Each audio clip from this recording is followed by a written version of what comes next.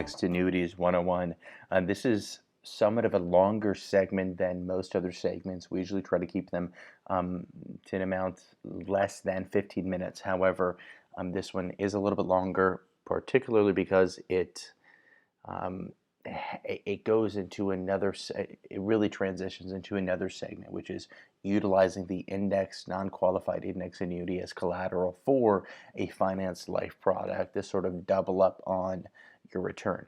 We'll go through this rather quickly just because of the length and how many slides we actually have in this presentation. So, type of annuities, we have fixed, variable, immediate, SPIA, and indexed annuities.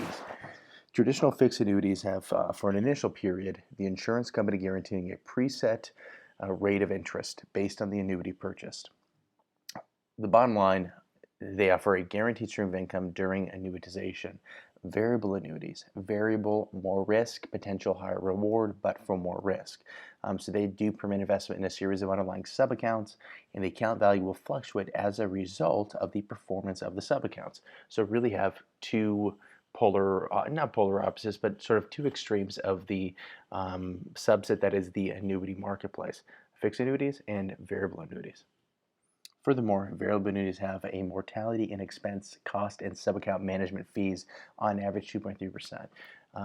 Your 7% return is actually more like a net 4.7% return for this particular reason. Some of them additionally offer living and death benefits or riders. They do have additional charges. Furthermore, the advisor must have a securities license to sell these. Let's look towards immediate annuity, SPIA. So when we have a lump sum of money and we're going to convert it to a guaranteed stream of income, the insurer determines a variety of things: how many payments, the method of payment, how long, the duration of payment, etc. Now, let's turn towards indexed annuities. Indexed annuities are fixed annuities, and they are regulated as an insurance product, not a security. Okay, not a security. Some argue in the future they will be regulated as a security. However, they provide kind of the best of both worlds. So they're sort of the middle ground between the fixed annuity and the variable annuity, where they have a minimum guaranteed surrender value, yet they offer some upside potential tied to or linked to a movement of an external index, the S&P 500, the Dow Jones, other blended indices, Eurostock, etc. Pretty similar to an index universal life policy. However, they do offer the same protection as other fixed annuity products. So let's take a moment to recognize the difference between product design and index crediting methods. Okay, index crediting methods can be adjusted often, and it can provide for some diversification, etc. We actually used to have a CFA on staff that would advise on all of those matters, from index UL policies to index annuities, for that particular reason of flexibility. However, what we have are, and we'll cover these, are annual reset, which is the ratchet, point-to-point averaging, participation rate, and the high watermark. So annual reset or ratchet. Index-linked interest, if any, is determined each year by comparing the index value at the end of a contract year with the index value at the start. Okay, so if you start on February 20th of 2016, for example, that's when it starts. We look at February 20th of 2017, exactly 1 year later, where did that index close at on that day? That's going to determine the rate of return over time. And it's the same date every year.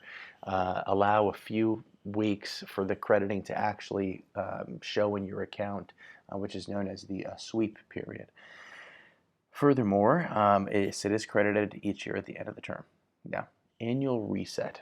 Okay, so annual reset is important because in my example, the February 20th of 16 to February 20th of 17, let's assume we had a negative performance of the underlying index. Let's assume it was the S&P 500.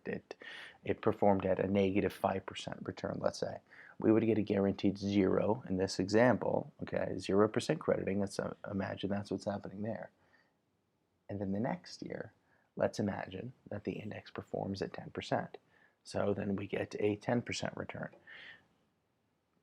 Additionally, okay, let's imagine in another scenario, okay, completely different scenario here, that second year the index performs at a rate of return of 15%.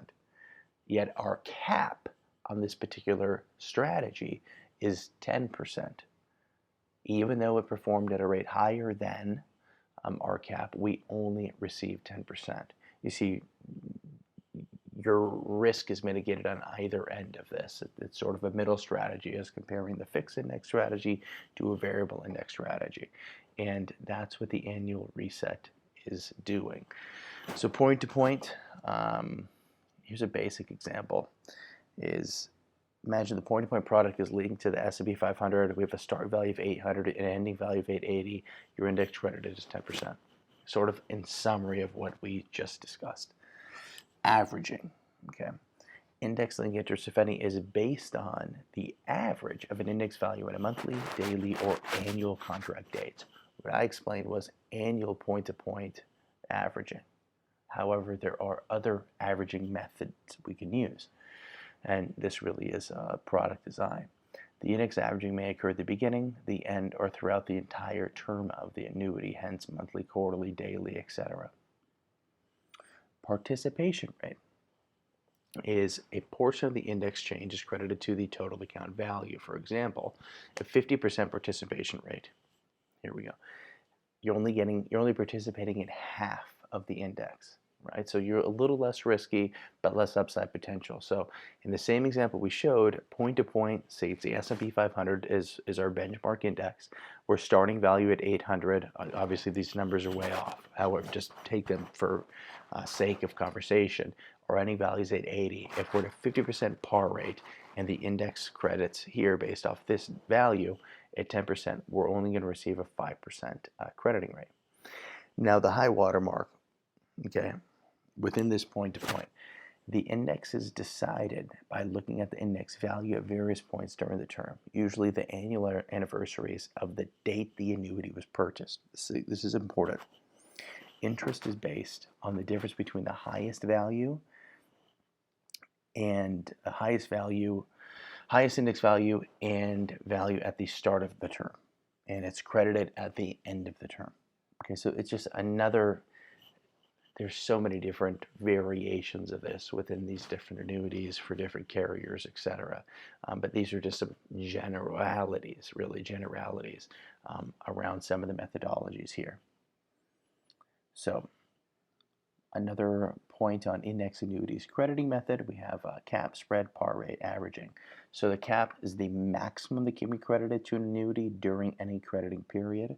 So if the annual point to point, if it hits 15% but our cap is 12, we'll only get a 12% crediting rate. The spread is really a charge deducted from the index gain prior to the credit paid to the annuity. So say your spread's 100 bips, you get a 10% return for that crediting period. Well, you're only going to realize 9 in this example. Par rate, participation rate, percent of index gain credited to the annuity. You may have 50% par rate, 100% par rate. We've seen as high as 160% par rate. Mind you, the cap is going to be a little lower on the higher par rates. However, when you have a higher par rate, you typically have a lower cap. So you have, historically speaking, if you take a look back, you have a less average rate of return on a 10, 15, 20, 30-year look back. However, you have less standard deviation from the mean, right? Because there's less variance within a high par, and because it's high par, a lower cap investment strategy for crediting method. So here's some examples. Annual point-to-point product with a 10% cap, 100% par rate. Those are the assumptions. Here we go. S&P gains 18%, we're credited at 10%. It gains 4.53%, we're credited at 4.53%. We lose 14%, we're credited 0. So 0 is the floor. This is within our floor and cap of 10%, and this is an amount in excess of the cap, so we get 10%. Okay, there's your summation of the cap example. The spread example. Annual point-to-point with a 3% spread. Imagine no cap, and imagine a floor of 0. S&P gains 18, we're credited 15. 18 minus 3 is 15. We gained 4.5, we're credited 1.5. We lose 14%, we're credited 0. There's your spread. Okay, par rate example. 70% par, same, everything underlying is the same. Okay, so we get 70% of this, we're credited at 13. We get 70% of that, we're credited at 3.17. We get 70% of that, well, it's actually at a negative value, so we are credited 0 because of our floor. Where would you be today if you had $100,000 to invest December 31st, 1999, just through this period up to December 31st of 2010? This is what the S&P is doing. So the percentage gain or lost from this annual point-to-point value, okay? This is the value of our investment. This is what would happen.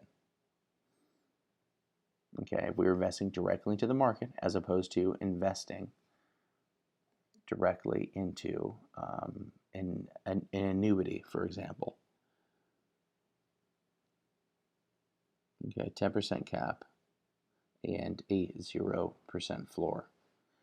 Okay, we are ahead $80,000 within the index annuity example. Why is that?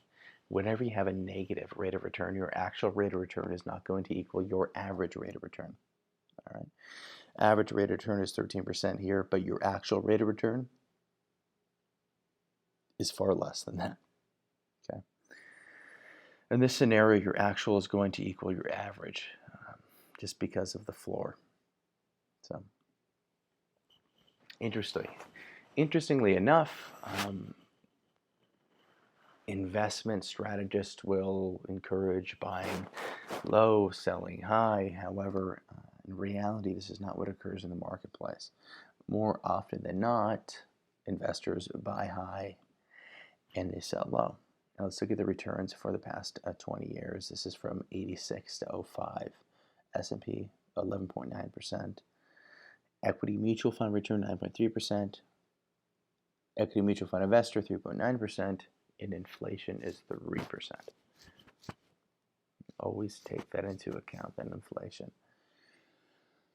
Now, December 31st, 88 to December 31st, 2010. Okay, S&P 500, 8.2%. Equity funds, 3.17%. Equity investors, 1.87%. Dollar cost averaging, 2.7%. So there's a new trend. A new trend is created.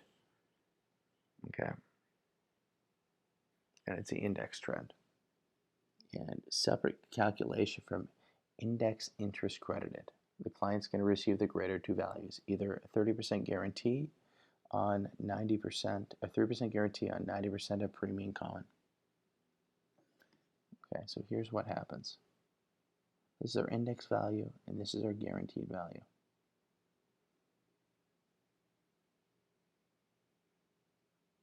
So the assumption here is the different lengths of 0, 0, 5, and 7. Okay. Riders, annuities have a variety of different riders. We mentioned a few of them earlier on, some of which are the income for life rider. This can be added to provide income for life without annuitization. So it's without giving up control of the underlying asset. Some have a guaranteed growth rate. However, these are very product specific, so that's something to discuss with home office when designing these. So demographic trends, 70,000 people were age 100 or over in 2000. That's a double from 1990. Okay, people are living longer. 35 million people are over the age of 65. Okay, 1 in 2 Americans. They're probably living to 85 after reaching 65 for males, 53%, for females, 65%. 78 million baby boomers are approaching retirement age. 3 million are predicted to live to 100 and beyond. Okay, aging population here. Additional information.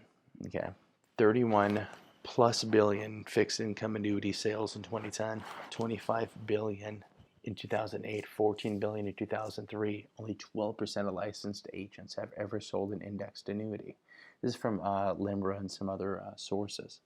Okay, so index annuities, it's a good market to get into, particularly when you use them to leverage a financed life sale. We'll show that in a separate presentation. So, little pop quiz.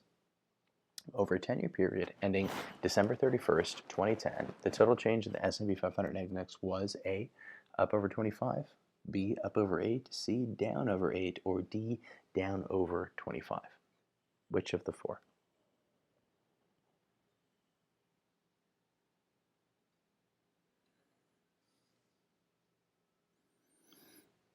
Well, the correct answer is C. The S&P 500 closed at 1446 at the end of December 1999 and finished 10 years later at 1333, a decline of 9.2%.